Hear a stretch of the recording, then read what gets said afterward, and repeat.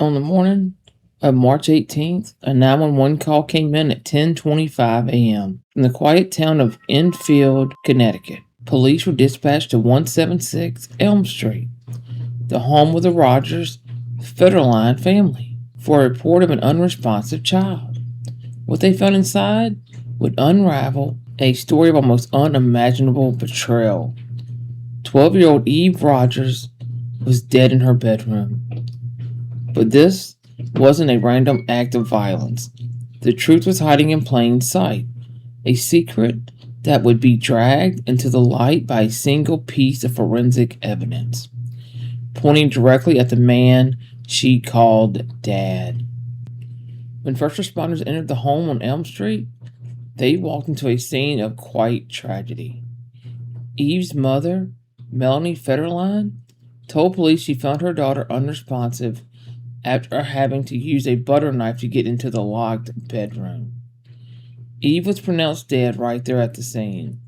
To her family, it was sudden, devastating loss. Her grandmother called Eve a ray of sunshine, and her mother described her as the brightest light. But for the medical death investigator who arrived, there were immediate red flags. Eve was on the floor, covered by a blanket, and was naked from the waist down. The investigator noticed unusual circumstances on her body, immediately stopped any further examination, and called in the Connecticut State Police Forensics Laboratory. An initial autopsy couldn't determine the cause of death, leaving a painful question mark hanging over her family and the entire town.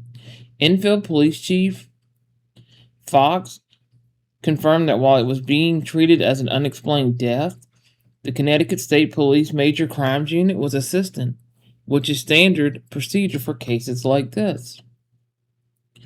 As investigators started processing the scene, they found several pills scattered on the floor of Eve's room.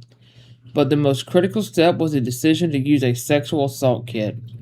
While everyone waited for the toxicology reports that might explain how she died, the results from that kit came back with a bombshell. DNA collected from Eve was a direct match to her 39-year-old stepfather, Anthony Fetterline. Armed with this undeniable scientific proof, police arrested Fetterline. He was charged with first-degree sexual assault and risk of injury to a child. As of early April 2026, he hasn't been charged with her murder. Since the official cause of death is still pending, the arrest sent shockwaves through the community, especially when more about Fetterline's life came out. He had been working as a school bus driver for the Smith Bus Company, which served the local Enfield school district. The company confirmed he had passed all the required background and child abuse registry checks before he was hired, and he was fired immediately after his arrest.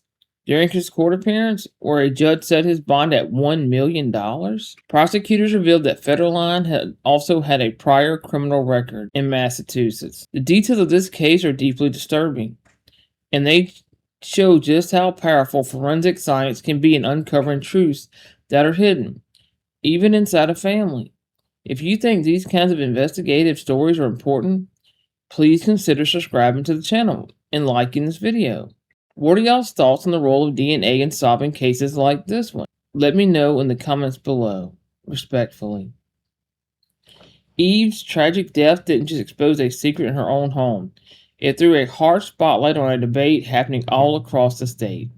Eve had been homeschooled since September of 2022, when her mother notified the school district she was withdrawing her for the foreseeable future. Her case quickly became a flashpoint for advocates and lawmakers worried about Connecticut's loose homeschooling regulations. They argue that the lack of oversight creates a loophole that can be used to hide abuse, cutting off a child's contact with the teachers and other trusted adults outside the home. Eve's case is now being discussed alongside with recent tragedies in Connecticut, like the death of 11-year-old Jacqueline Mimi Torres Garcia, who was also withdrawn from school to be homeschooled, just months before she was found starved to death. In response, the state's Office of the Child Advocate has launched its own investigation to see what services, if any, were provided to Eve's family, and if there was any missed chances to keep her safe. The investigation into what really happened inside 176 Elm Street is far from over. Investigators have already returned to the home with new search warrants, looking for more evidence. The final toxicology report, which authorities hope will finally determine how Eve Rogers died, is still pending. Meanwhile, her stepfather, Anthony Fetterline, is being held on a $1 million bond as he awaits his next court date. A family and a community are left grappling with a devastating betrayal. The case of Eve The case of Eve Rogers is a heartbreaking story about how the most dangerous monster can be the people we're supposed to trust the most, and how justice sometimes depends on the silent, unwavering testimony of science.